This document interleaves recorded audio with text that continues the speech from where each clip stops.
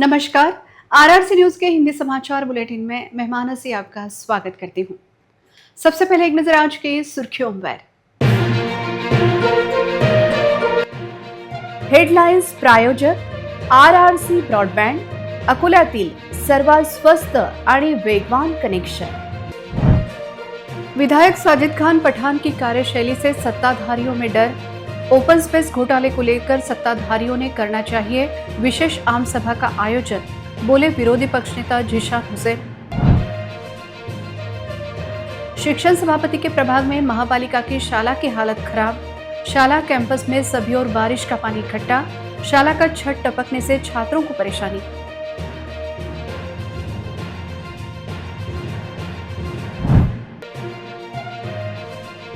फिर से उड़ान पुल से बहने लगे झरने, जिलाधिकारी के निवास स्थान के सामने बहने वाले झरने से हादसे की संभावना।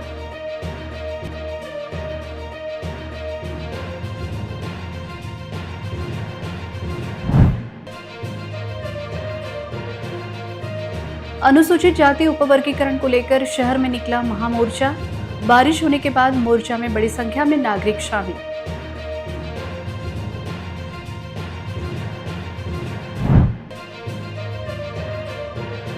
कारंजा के पास लग्जरी बस ट्रक के बीच भिड़ंत, हादसे में 4 यात्री घायल।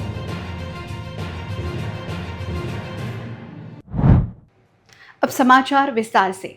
महापालिका की सत्ताधारी शहर सुधार आघाड़ी ने हाल ही में अपने 150 दिन पूरे होने के उपलक्ष्य में शहर में हुए विकास कार्यों को बढ़ चढ़ाकर पेश कर अपनी पीठ थपथपाई थी। सत्ताधारियों के इन खोखले दावों पर कांग्रेस ने आज जोरदार हमला किया। सत्ताधारियों के विकास कार्यों की पोल खोलते हुए विरोधी पक्ष नेता डॉक्टर जिशान हुसैन ने ओपन स्पेस घोटाले को लेकर सत्ताधारियों ने सर्वविशेष सर्वसाधारण सभा का आयोजन करना चाहिए, ऐसी मांग की। उन्होंने कहा कि अकोला पश्चिम के विधायक साजिद खान पठान की कार्यशैली से बौखलाए भाजपा नेताओं द्वारा राजेश्वर मंदिर के लिए मंजूर निधि में कटौती करने का प्रयास किया जा रहा है। विधायक साजिद खान पठान के कार्यकाल में मोरना नदी के कायाकल्प और सौंदर्यीकरण के लिए किया गया एक्शन प्लान, उर्दू घरों के लिए 15 करोड़ रुपए का निधि, अकोला हवाई अड्डा भू संपादन हेतु 200 करोड़ रुपए की मंजूरी, सर्वोपचार अस्पताल तथा जिला महिला अस्पताल की रिक्त पदों को भरने के लिए व कस्तूरबा गांधी अस्पताल फिर से पूरी क्षमता से शुरू करने के लिए शासन के पास किया जा रहा प्रयास आदि का उल्लेख करते हुए उन्होंने विधायक पठान के विकासाभिमुख भूमिका पर प्रकाश डाला। अगर सत्ताधारियों में इतनी हिम्मत है तो उन्होंने शहर के ओपन स्पेस घोटाले पर एक विशेष सर्वसाधारण सभा का आयोजन कर दोषियों को सजा देने का प्रयास करना चाहिए, ऐसी मांग भी उन्होंने की। 3-4 दिन पहले भारतीय जनता पार्टी और माननीय सभापति द्वारा ये एक प्रेस कॉन्फ्रेंस ली गई थी जिसमें उन्होंने ये दावा किया था कि 150 दिन में शहर में विकास के कई काम हुए हैं। तो आज की इस प्रेस कॉन्फ्रेंस के माध्यम से हम उनसे सवाल पूछना चाहते हैं, बल्कि उन्हें बताना चाहते हैं कि 150 दिन में आपके कार्यकाल में इस शहर में आप शहर की नाला सफाई नहीं करवा पाए, आप शहर की गंदगी नहीं साफ करवा पाए। पानी 4 दिन से 8 दिन में आने लग गया, 8-8, 10-10 दिन पानी नहीं आ रहा। पानी के लिए जब फ़ोन करो तो पता चलता है महान में कुछ पंप खराब है। तो आज इस प्रेस कॉन्फ्रेंस में हमने सवाल उठाए हैं कि भारतीय जनता पार्टी के जो दावे हैं कि उन्होंने शहर में पिछले 150 दिन में कुछ विकास का काम किया है, ये पूरी तरह खोखले हैं, ये पूरी तरह झूठे हैं और नागरिकों में संभ्रम निर्माण करने की कोशिश है। और शहर का हर नागरिक पिछले 150 दिन से बड़ा तरस है, सफाई करिए, लाइट लगाइए, लाइट आधे टाइम बंद रहते हैं, पानी दीजिए, रोज़ पानी। शहर के नागरिक कुछ नहीं मांग रहे आपसे मांग रहे हैं तो सिर्फ इतना मांग रहे हैं कि रोज पानी दे दो, 4 घंटे रोज, 24 घंटे मत दो। सफाई रोज एक बार घर के सामने सफाई हो जाए। नाले जो ओवरफ्लो होके जा रहे हैं, हर साल मई में नाले साफ हुआ करते थे, पहली बार कई सालों के बाद में हुआ कि मई बीत गया, आपने नालों की सफाई नहीं की है। ये शहर पूरी तरह त्रस्त है और आपके दावे पूरी तरह झूठे। ये माननीय महापौर महोदया का जो कहना है कि कांग्रेस के विधायक द्वारा कुछ भी काम नहीं हुए है, मैं ऐसा समझता हूँ कि महापौर मैडम आजकल ऑफिस में बहुत ज़्यादा बैठ रहे हैं शायद, और उसकी वजह से वो अपने प्रभाग में जो घूम नहीं रहे, शायद उन्हें पता नहीं चला है कि कांग्रेस के विधायक ने पहले ही साल में प्रभाग नंबर 15 में बहुत बड़ा काम दिया है। आप कभी जब फ्री रहे तो आइए, हम जरा आपको जो रोड का काम चल रहा है, जो एरिया में जो काम चल रहा है, उस क्षेत्र में आपको घुमाएंगे। और दूसरी मैं ऐसी बात कहना चाहता हूँ कि कांग्रेस की जो बुनियादी सोच है वो हर व्यक्ति, हर समाज, हर वर्ग को साथ लेके चलने की सोच है। इसलिए कांग्रेस का कोई भी जनप्रतिनिधि रहे, वो नगर सेवक रहे, विधायक रहे, आमदार रहे, वो हमेशा हर क्षेत्र के लिए काम करता है। और आप जो है जिस तरीके से सोच रहे हैं कि आने वाले की पिछले जो आपकी सोच है कि पिछले वक्त में काम नहीं हो, तो मैं ऐसे समझता हूँ कि आप जो घूम नहीं रहे ना प्रभाग में, उसकी वजह से आपको ऐसा लग रहा है। शहर की महापालिका की शाला नंबर 4 का परिसर पहली बारिश में ही तालाब बन गया है। शाला परिसर में बहुत ज्यादा पानी जमा होने की वजह से छात्रों को आने जाने में दिक्कतें हो रही हैं तथा उनका स्वास्थ्य भी खतरे में आ गया है। 2 दिनों से जारी बारिश का पानी शाला परिसर में जमा होने के कारण पूरे परिसर में सभी ओर हरी हरी घास उगाई है। पूरे शाला परिसर में कीचड़ निर्माण हो गया है। पानी जमा होने से घास सड़ रही है और तेज बदबू आ रही है। शाला के शिक्षकों ने डर जताया है कि अगर पानी जमा हो रहा तो मच्छर और बीमारियां फैल सकती हैं। यह दिक्कत हर साल आती है, इसलिए इसका असर छात्रों के स्वास्थ्य और पढ़ाई पर पड़ रहा है। बारिश के कारण शाला का छत भी टपक रहा है। छात्रों को बैठने की व्यवस्था न होने के कारण विविध समस्याओं का सामना छात्रों को करना पड़ रहा है। शाला परिसर में इकट्ठा हुए पानी में विषैले जीव जंतु भी पनप रहे हैं। यह देखते हुए छात्रों की सुरक्षा की दृष्टि से तुरंत उपाय योजना करना आवश्यक है। विशेष बात यह है कि यह शाला महापालिका की महिला व बाल कल्याण समिति सभापति के प्रभाग में आती है। महापालिका की शाला में छात्रों की संख्या बढ़े तथा उन्हें उत्तम दर्जे की शिक्षा मिले, इस ओर ध्यान देना आवश्यक है। लेकिन शाला की क्लासरूम टपक रही हो तथा पूरे शाला परिसर में पानी ही पानी जमा हो तो ऐसी स्थिति में छात्र पढ़ाई कैसे करें, यह सवाल निर्माण हो रहा है। शाला शुरू होने के पहले ही शाला की स्थिति, उपलब्ध सुविधा आदि का निरीक्षण मनपा प्रशासन द्वारा क्यों नहीं किया गया, यह सवाल अब अभिभावक कर रहे हैं। शाला की समस्या दूर करने के लिए महापालिका प्रशासन द्वारा तुरंत ध्यान देना चाहिए, ऐसी मांग हो रही है। इसी माहौल में सोशल एक्टिविस्ट वाल्मीकि शिरसाट ने झेड़पी के इंजीनियरों के साथ स्कूल का दौरा किया और इंस्पेक्शन किया। इंजीनियरों को पक्के कदम उठाने के निर्देश दिए गए। रुके हुए नए क्लासरूम को तुरंत पूरा करने के भी आदेश दिए गए। कि वरिष्ठ प्राथमिक सेमी इंग्लिश स्कूल जो लड़कों की है 4 नंबर की स्कूल, टेम्पल गार्डन है यहाँ पे लिखा हुआ बाकायदा, और ये रामदास पेट परिसर में आती है। लड़कियाँ भी यहाँ पे है और ये आप देख सकते हैं ये स्कूल का प्रांगण है। यहाँ पे पूरी तरह से घास उगाई है और पूरा पानी भरा हुआ है। यहाँ पे मुरुम डालने की अत्यावश्यकता है क्योंकि यहाँ पे बच्चे खेलने के लिए जगह नहीं, आने जाने के लिए जगह नहीं, और ये पानी और ये घास की वजह से यहाँ पे सांप बिच्छू भी आते हैं। और दूसरी बात ये कि अंदर भी पानी गल रहा है स्कूल में। जो डिजिटल बोर्ड लगाया गया है खास करके बच्चों को आधुनिक शिक्षा मिले, लेकिन बारिश की वजह से वो भी बंद हुआ है क्योंकि वहाँ पे पानी गल रहा है और वो शॉर्ट सर्किट कुछ तो भी हुआ है, ऐसी जानकारी हमको मिली है। और सबसे बड़ी बात यह है कि मनपा की स्कूलों में स्टूडेंट की संख्या कम हो रही है, लेकिन यहाँ पर संख्या तो है लेकिन सुविधाएं थोड़ी कम है। आप देख सकते हैं सारे बच्चे यहाँ पर हैं, लेकिन बच्चों को जो सुविधा मिलनी चाहिए वो कहीं ना कहीं थोड़ी सी गड़बड़ गई है क्योंकि यहाँ पर पानी गल रहा है। और ये पूरा का पूरा आपके सामने है। यहाँ पे डिजिटल बोर्ड जो अभी आधुनिक शिक्षा मिलनी चाहिए वो भी अभी पूरी तरह से बंद है। यहाँ पर कंपाउंड वॉल नहीं है जिसके लिए विधायकों के पास भी गुहार लगाई गई है। दरवाज़ा नहीं है जिसकी वजह से यहाँ पर रात में लोग शराब पीते हैं, उसकी शराब की बोतलें भी आपको इधर नज़र आ जाएगी। और बच्चों अभी यहाँ पर पैसे देकर ये साफ़ सफाई करवाते हैं। आरती गोगलिया मैडम को बाकायदा संदेश भी भेजा गया है कि यहाँ पर मुरुम डाला जाए, बच्चों को सुविधा दी जाए, लेकिन अभी तक से उनकी तरफ से कोई पॉजिटिव कार्य हुआ नज़र नहीं आता। कल्याण सभापति घोगलिया मैडम का है, उनके इस प्रभाग में अगर स्कूलों की ऐसी दयनीय अवस्था है तो बाकी परिसर की क्या ही बात करें। अनुसूचित जाति आरक्षण के उपवर्गीकरण के समर्थन में शहर में आज न्याय हक महामोर्चा निकाला गया। इस मोर्चे में बड़ी संख्या में उपेक्षित अनुसूचित जाति के समाज बांधव शामिल थे। अनुसूचित जाति आरक्षण के उपवर्गीकरण के समर्थन में आज अकोला शहर में न्याय हक महामोर्चा निकाला गया। यह महामोर्चा स्वराज्य भवन से शुरू हुआ, जिसकी मुख्य मांग थी कि अनुसूचित जाति के नजरअंदाज और वंचित समुदाय को न्याय दिया जाए। मोर्चा नया बस स्टैंड, धिंगरा चौक, डॉक्टर बाबा साहेब खुले नाट्यगृह और पंचायत समिति होते हुए जिलाधिकारी कार्यालय पहुंचा। इस मौके पर बड़ी संख्या में समाज बांधव शामिल हुए। मोर्चा के आयोजकों के नेतृत्व में जिलाधिकारी को अपनी अलग अलग मांगों का एक निवेदन दिया गया और मांग की गई कि उपवर्गीकरण को असरदार तरीके से लागू करके वंचित तबकों को न्याय दिया जाए। निवेदन के बाद महामोर्चा शांति से खत्म हुआ। बीते कुछ दिनों पहले शहर के उड़ान पुल पर पानी निकासी के लिए लगाए गए फटे पाइपों की मरम्मत की गई थी। यह काम निकृष्ट दर्जे का होने के कारण फिर से उड़ान पुल ने झरने का रूप ले लिया है। जिलाधिकारी के निवास स्थान के सामने ही यह झरना बह रहा है, जिससे रास्ते से गुजरने वाले वाहन चालक तथा नागरिकों पर भीगने की नौबत आ रही है। शहर के बीचों बीच बने फ्लाईओवर ने एक बार फिर झरने का रूप ले लिया है। मंगलवार सुबह से जारी बारिश की वजह से जिलाधिकारी के निवास स्थान के ठीक सामने ही झरना बह रहा है, जिससे गाड़ी चलाने वालों को झरने से बचने के लिए चक्कर लगाना पड़ रहा है। ऐसे में हादसे की संभावना से इनकार नहीं किया जा सकता। फिर से ड्रेनेज सिस्टम खराब होने की वजह से इस झरने का पानी गाड़ी चलाने वालों पर गिर रहा है। अशोक वाटिका से अग्रसेन चौक के बीच उड़ान पुल के नीचे काफी ट्रैफिक रहता है।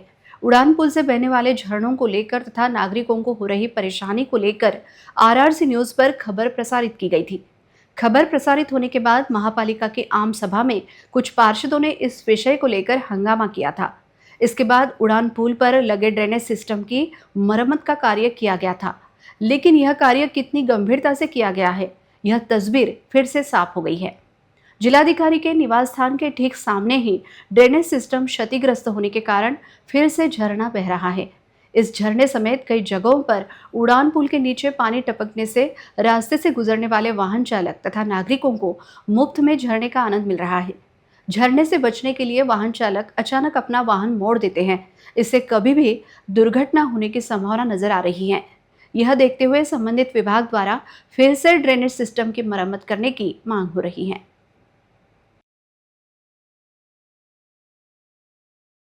जिलाधिकारी मैडम का जो निवास स्थान है उसके सामने उड़ान पुल है और वहाँ पर खास एक फवारे की अरेंजमेंट की गई है। ये जो झरना है बोलिए, फवारा बोलिए, वाटरफॉल बोलिए, ये स्पेशल जिलाधिकारी मैडम के घर के सामने ही है, प्रवेश द्वार के सामने ही नज़र आता है। आप देख सकते हैं बारिश अभी बंद है, लेकिन ये विशेष झरना है जो अभी भी शुरू है और हर आने जाने वालों को बारिश का मज़ा देता है। ये स्पेशल सौंदर्यीकरण किया गया है। वाशिम के कारंजा शहर में सिंध ट्रैवल्स और एक ट्रक के बीच जोरदार टक्कर होने से बड़ा हादसा हुआ। इस हादसे में 4 यात्री घायल हो गए, जबकि ट्रक और ट्रैवल्स दोनों का भी बड़ा नुकसान हो गया है। इस हादसे में इलाके में एक ही अफरा तफरी मच गई थी। आज मंगलवार सुबह एक सड़क हादसा हुआ, जब वाशिम के कारंजा शहर के कारंजा अमरावती रोड पर स्थित सावरकर चौक में सिंध ट्रैवल्स की एक निजी लग्जरी बस और एक ट्रक में जोरदार टक्कर हो गई। टक्कर इतनी जोरदार थी कि टक्कर मारने के बाद ट्रक सामने रोड डिवाइडर पर चढ़ गया था। बस में करीब 30 से 35 यात्री सवार थे। शुरुआती जानकारी के मुताबिक हादसे में 4 यात्री घायल हो गए। यह बस पुणे से अमरावती जा रही थी। घायलों को इलाज के लिए कारंजा के एक प्राइवेट हॉस्पिटल में भर्ती कराया गया है, जहां उन पर उपचार चल रहा है। अच्छी बात यह है कि इस हादसे में कोई हताहत नहीं हुआ। बताया गया है कि चारों घायलों की हालत खतरे से बाहर है। अचानक हुए इस हादसे से इस रास्ते का यातायात बाधित हो गया था। घटना की जानकारी मिलते ही कारंजा पुलिस घटनास्थल पहुंची थी। पुलिस ने दोनों ही वाहनों को सड़क के किनारे कर रास्ते का यातायात सुचारू किया। इस घटना की आगे की जांच पुलिस कर रही है। अमरावती जिले के कई किसानों ने अपने खेतों में विविध कंपनियों के कपास तथा सोयाबीन बीजों की बुआई की थी, लेकिन कई किसानों के खेत में कपास और सोयाबीन के बीज उगे ही नहीं हैं, जिसके चलते किसानों पर दोबारा बुआई का संकट आ गया है। यह देखते हुए जिले के सांसद बलवंत वानखड़े ने इन कंपनियों पर शासन द्वारा अपराध दर्ज करना चाहिए, ऐसी मांग की। अमरावती जिले के कई किसानों ने महंगे कपास और सोयाबीन के बीज खरीदकर अपने खेतों में बुआई की थी, लेकिन बीजों का अंकुरन न होने के कारण किसानों पर आर्थिक बोझ बढ़ गया है। कई किसानों ने इधर उधर से पैसे लाकर बुआई कर ली थी, लेकिन कपास और सोयाबीन के बीज नहीं उगाने के कारण अब फिर से बुआई में समय और पैसा दोनों ही लगेगा। लगातार बारिश की वजह से खेतों की जुताई भी नहीं हो पा रही है। सरकार ने किसानों के बीजों और करों पर कोई नियंत्रण नहीं रखा है, इसलिए किसानों को कोई सहारा नहीं मिल रहा है। जिन कंपनियों ने किसानों के साथ धोखाधड़ी की है, उन कंपनियों पर कड़ी कार्रवाई होनी चाहिए तथा किसानों को शासन द्वारा आर्थिक मुआवजा देना चाहिए, ऐसी मांग जिले के सांसद बलवंत वानखेडे ने की है। आपल्यासोबत अमरावतीचे खासदार श्री बळवंत वानखडे आहेत। बळवंत भाऊ, सध्या शेतकऱ्यांच्या काही तक्रारी आलेल्या आहेत. यामध्ये बोगस आणि निकृष्ट दर्जाचे बियाणे सोयाबीनचे कंपन्यांनी दिलेले आहेत आणि ते उगवलेच नाही. तर आपलं याबद्दल काय मत आहे? कपाशीची आणि आता लोकांची शेतकऱ्यांची एक तर पावसानं खूप मोठा खंड दिला आणि त्या खंडाची आता पेरणी जमतीम सुरू झाली परंतु अनेक ठिकाणच्या शेतकऱ्यांच्या तक्रारी आहेत की सोयाबीनचं बियाणं असेल किंवा कपाशीचं बियाणं असेल ते बियाणं उगवलं नाही. आम्ही वारंवार आम्ही सूचना अधिकाऱ्यांना केल्या गेल्या की जर असं काही आढळलं असतं ते कंपनीवर गुन्हे दाखल करावे, परंतु यामध्ये काही कुठं प्रोग्रेस दिसत नाही आणि शेतकरी फार इथं फसलेला असतो आणि त्यामुळे त्याला फार मोठ्या संकटाला सामोरं जावं लागतं. म्हणून मी ज्या काही तक्रारी आहेत त्या तक्रारीच्या संदर्भात जे जिल्हा कृषी अधिकारी आहेत त्यांच्यासोबत मी बोललो आहे. येणाऱ्या जे काही काळात अशा प्रकरण असतील ते मार्गी लावण्यासाठी आम्ही प्रयत्न तर करू. पण आमचा प्रयत्न असा राहील की कुठंतरी याच्यावर जरा बसली पाहिजे, कुठंतरी याच्यावर गुन्हे दाखल झाले पाहिजे. त्याच वेळेस यांना पुढं लक्षात राहील म्हणून आम्ही गुन्ह्याच्या संदर्भात आमची मागणी आहे. या ठिकाणी आपल्यासोबत खासदार बळवंत वानखडे होते. त्यांनी कंपनीविरुद्ध कठोर कारवाई करून गुन्हे दाखल झाले पाहिजे आणि शेतकऱ्यांना दुबार पेरणीसाठी बियाणे उपलब्ध करून दिले पाहिजे अशी त्यांनी मागणी केलेली आहे. मी संदीप मानकर, RRC न्यूज नेटवर्क, जिला प्रतिनिधि अमरावती. राज्य में जारी मूसलाधार बारिश के कारण जल जीवन अस्त व्यस्त हो गया है। शासन ने इसे प्राकृतिक आपदा जैसी स्थिति करार दिया है। यह देखते हुए अमरावती जिले में भी आपातकालीन स्थिति को निपटने के लिए प्रशासन पूरी तरह तैयार है। साथ ही सभी ने SIR फॉर्म भरने आने वाले BLO को सहयोग करने का आह्वान अमरावती के जिलाधिकारी ने किया। राज्य में मूसलाधार बारिश का कहर जारी है। पिछले 4 दिन में बारिश से जुड़ी घटनाओं में 15 लोगों की मौत हो चुकी है। अगले 2 दिनों के लिए भारी बारिश का रेड अलर्ट जारी किया गया है। आपातकालीन स्थिति से निपटने के लिए अमरावती प्रशासन पूरी तरह तैयार है। ऐसी जानकारी देते हुए जिलाधिकारी आशीष एरेकर ने कहा कि जिले में 300 आपात मित्रों की नियुक्ति की गई है तथा DRF की 2 टुकड़ियां नियुक्त की गई हैं। लोग बेवजह घरों के बाहर न निकले, ऐसा आवाहन उन्होंने किया। आपत्ती व्यवस्थापनाचं आपण सर्व जिल्ह्यामध्ये जे प्रमुख गावं आहेत त्या सर्व ठिकाणी प्रात्यक्षिकं पण घेतलेले आहेत आणि साधारणतः जिल्ह्याभरामध्ये 300 आपदा मित्र त्यांची आपण नियुक्ती केलेली आहे, जेणेकरून त्यांचा जो रिस्पॉन्स राहणार आहे, कुठलीही जर आपत्ती त्या ठिकाणी आली तर एक स्थानिक लेवलचा रिस्पॉन्स हा इमिडिएट मिळणं त्या ठिकाणी गरजेचं असते. त्यामुळे 300 आपदा मित्रांची आपण नियुक्ती केली आहे. याच्यावरही जे एक्सपर्ट्स आहेत, काही ठिकाणी जर समजा आपल्याला इव्हॅक्युएशनची गरज पडली तर जिल्ह्यामध्ये जे DDRF जे म्हणतो आपण, डिस्ट्रिक्ट डिझास्टर रिस्पॉन्स फोर्स, तर या DDRFच्या 2 तुकड्या आम्ही तैनात केलेल्या आहेत, ज्यामध्ये होमगार्ड आहेत, SRPF, पोलीस या सर्वांचे प्रतिनिधी त्यामध्ये आहेत.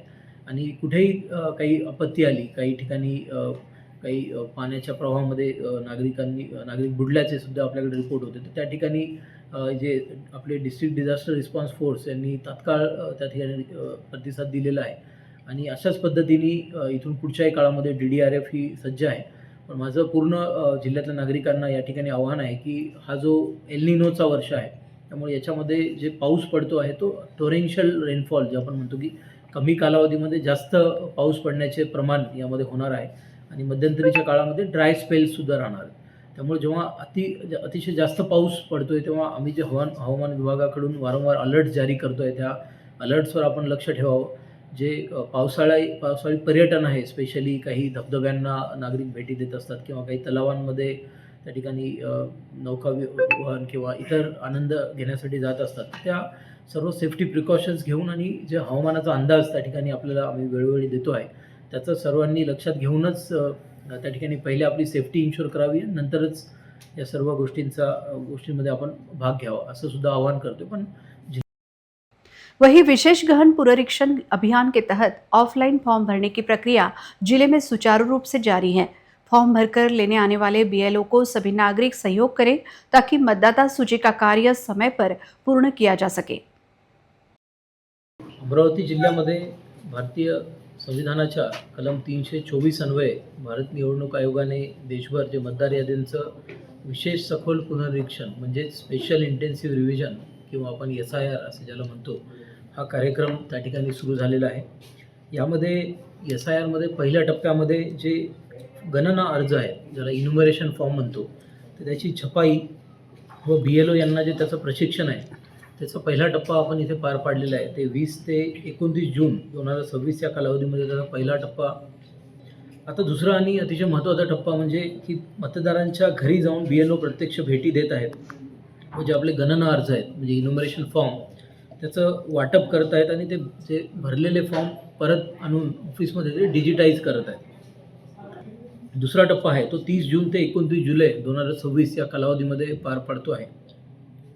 तर माझं अमरावती जिल्ह्यातील सर्व मतदार बांधवांना आणि भगिनींना आव्हान आहे की जेव्हा BLOज आपल्या घरी येत आहेत आणि या SIRच्या बाबतीत आपल्याला तुमचा फॉर्म देत आहेत आणि त्या ठिकाणी आपली माहिती विचारत आहेत आणि माहिती भरून घेत आहेत, तर त्या सर्व प्रक्रियेमध्ये आपण त्यांना आवश्यक ते सहकार्य करावं, जेणेकरून आपल्या जिल्ह्यामध्ये जी SIRची आम्हाला ॲक्टिव्हिटी घ्यायची आहे 30 जून ते 29 जुलै या दरम्यान, तर ती विनासायास त्या ठिकाणी पूर्ण होईल. कुठलाही त्यामध्ये अडचण आपल्याला येणार नाही. ऑल इंडिया स्टूडेंट्स फेडरेशन की ओर से अमरावती के आदिवासी विकास विभाग के अपर आयुक्त को निवेदन देते हुए पंडित दीनदयाल उपाध्याय योजना के अंतर्गत स्वयं के छात्रों की प्रलंबित DBT उनके खातों में तुरंत जमा करने की मांग की गई. इन्कलाब जिंदाबाद जिंदाबाद जिंदाबाद डीबीटी आमच्या हक्काची नाही कुणाच्या बापाची डीबीटी आमच्या हक्काची नाही कुणाच्या बापाची. AISF के अनुसार शैक्षणिक वर्ष खत्म हो रहा है, बावजूद इसके छात्रों को अभी तक DBT की राशि नहीं मिली है. इसके चलते छात्रों को रूम का किराया, मेस का खर्च तथा अन्य शैक्षणिक खर्च कैसे करें, यह सवाल निर्माण हो रहा है. यह देखते हुए छात्रों की प्रारंभिक DBT तुरंत उनके खाते में जमा की जाए, तालुका स्तर पर योजना शुरू की जाए, कॉलेज के अंतर की शर्त रद्द की जाए तथा छात्रवृत्ति फॉर्म के नाम पर छात्रों की आर्थिक लूट करने वाले कॉलेजों पर कार्रवाई की जाए तथा योजना के अनुदान में वृद्धि की जाए आदि मांगों को लेकर यह आंदोलन किया गया. छात्रों के खातों में DBT जमा होने तक आंदोलन जारी रहेगी, ऐसी चेतावनी ऑल इंडिया स्टूडेंट्स फेडरेशन के पदाधिकारी द्वारा दी गई. इस अवसर पर सैकड़ों छात्र उपस्थित थे. या विभागावर आयुक्तामार्फत पंडित दीनदयाळ नावाची योजना चालते. या योजनेचे सर्व विद्यार्थी 2025-26 हे शैक्षणिक वर्ष संपन्न असताना सुद्धा या विद्यार्थ्यांना अजून त्या योजनेचा लाभ भेटला नाही. हे विद्यार्थी खेड्यापाड्यातले आहेत, वेगवेगळ्या जिल्ह्यातले विद्यार्थी आहेत, जसं नांदेडचे आहेत, हिंगोलीचे आहेत, परभणीचे आहेत, नंदुरबारचे आहेत, संभाजीनगरचे सुद्धा या ठिकाणी विद्यार्थी आहेत आणि अमरावती सुद्धा आहेत. या विद्यार्थ्यांच्या मागण्या घेऊन आम्ही या ठिकाणी आलेलो आहोत. या विद्यार्थ्यांना जे DBT मिळते, जे रक्कम मिळते, जे निधी मिळतो, तो या सरकारकडे किंवा या प्रशासनाकडे नाही म्हणते. मला सांगा की यांना मंत्री फोडण्यासाठी पैसे आहेत, यांना शक्तीपीठ नको असलेला यांना पैसे आहेत, यांना कुंभमेळ्यासाठी पैसे आहेत, म्हणून विद्यार्थ्यांच्या निधी का नाही, यांना विद्यार्थ्यांना स्कॉलरशिप का नाही, DBT का नाही, या ठिकाणी हा प्रश्न आम्ही विचारण्यासाठी इथं जमलेला आहोत. जोपर्यंत विद्यार्थ्यांचे DBT मिळणार नाही तोपर्यंत इथून उठणार नाही असं AISFच्या वतीनं मी सांगू इच्छितो.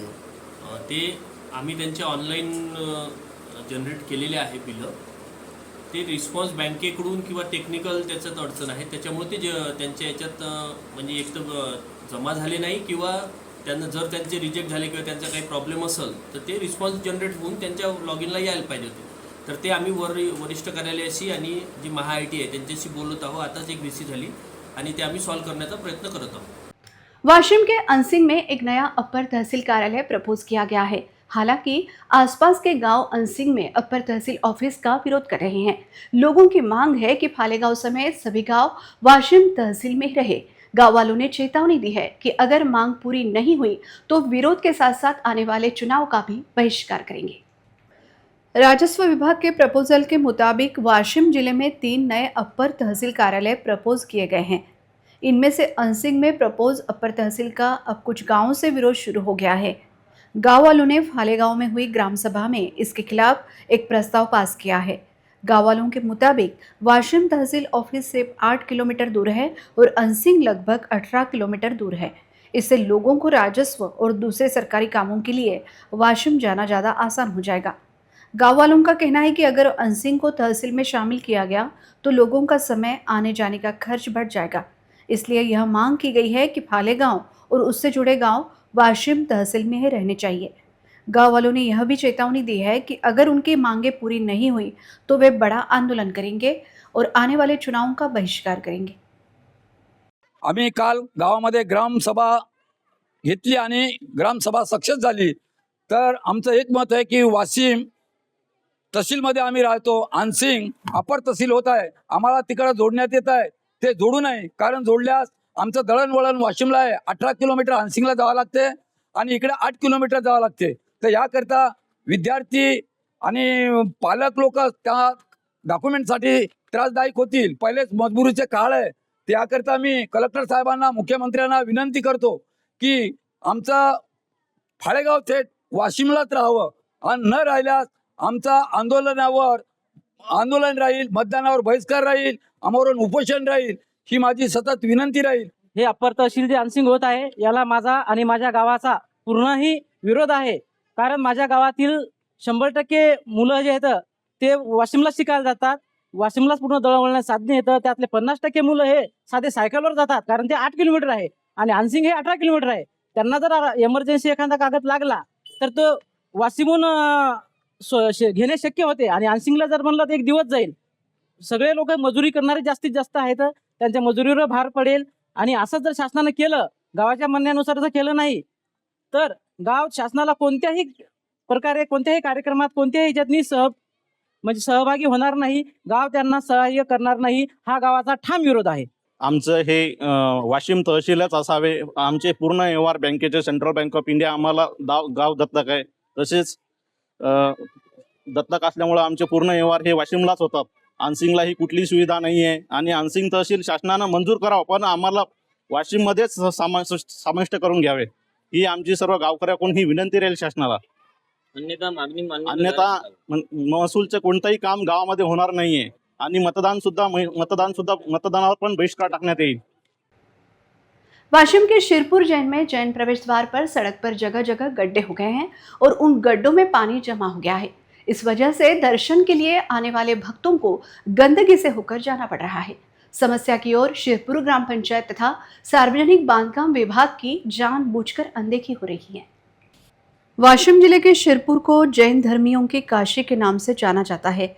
इस जैन मंदिर में न सिर्फ राज्य बल्कि पूरे देश से बड़ी संख्या में भक्त दर्शन के लिए आते हैं, लेकिन मंदिर के सामने वाली सड़क के जैन प्रवेश द्वार के सामने ही मुख्य सड़क पर बड़े बड़े गड्ढे हो गए हैं। आस्था से दर्शन के लिए आने वाले हजारों भक्तों का सफर यहाँ जानलेवा बन रहा है। कीचड़, जमा हुए सीवेज और गड्ढों की वजह से वाहन चालकों और पैदल चलने वालों को काफ़ी मशक्कत करनी पड़ रही है। नागरिकों ने ग्राम पंचायत और सार्वजनिक बांधकाम विभाग पर आरोप लगाया है कि वे कई सालों से सड़क खराब होने के बावजूद एक दूसरे पर जिम्मेदारी डाल रहे हैं। इतना ही नहीं, परिसर के जनप्रतिनिधि इस समस्या की ओर ध्यान देने के लिए तैयार नहीं हैं। दूर दूर से दर्शन के लिए आने वाले श्रद्धालु तथा गांव के नागरिकों को हो रही परेशानी को देखते हुए इस ओर ध्यान देने और सड़क को तुरंत ठीक करने की मांग की जा रही है। अंत में एक नजर आज की सुर्खियों पर। हेडलाइन्स प्रायोजक RRC ब्रॉडबँड, अकोल्यातील सर्वात स्वस्त आणि वेगवान कनेक्शन। विधायक साजिद खान पठान की कार्यशैली से सत्ताधारियों में डर, ओपन स्पेस घोटाले को लेकर सत्ताधारियों ने करना चाहिए विशेष आम सभा का आयोजन, बोले विरोधी पक्ष नेता जिशान हुसैन। शिक्षण सभापति के प्रभाग में महापालिका की शाला की हालत खराब, शाला कैंपस में सभी ओर बारिश का पानी इकट्ठा, शाला का छत टपकने से छात्रों को परेशानी।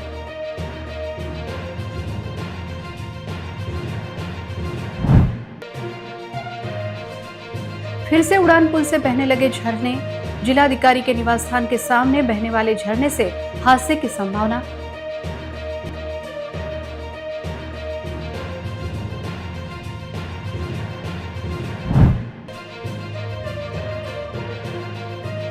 अनुसूचित जाति उपवर्गीकरण को लेकर शहर में निकला महामोर्चा, बारिश होने के बाद मोर्चा में बड़ी संख्या में नागरिक शामिल।